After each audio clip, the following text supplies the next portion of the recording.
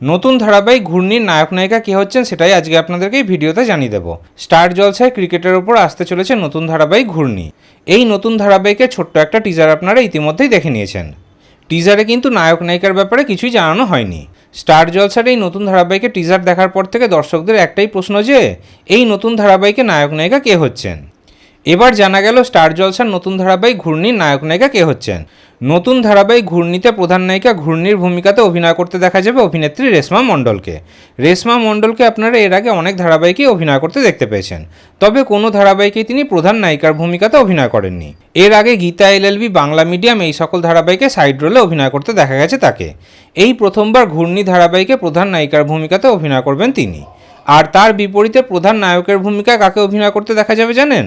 তিনি হলেন জনপ্রিয় অভিনেতা নীল ভট্টাচার্য, যাকে আমরা কয়েকদিন আগেই ভোলে পাওয়া পারকারেগা ধারাবাহিকে অভিনয় করতে দেখতে পেয়েছি। তাহলে স্টার জলসার নতুন ধারাবাহিক ঘূর্ণির জন্য আপনারা কতটা এক্সাইটেড কমেন্টে অবশ্যই জানাবেন।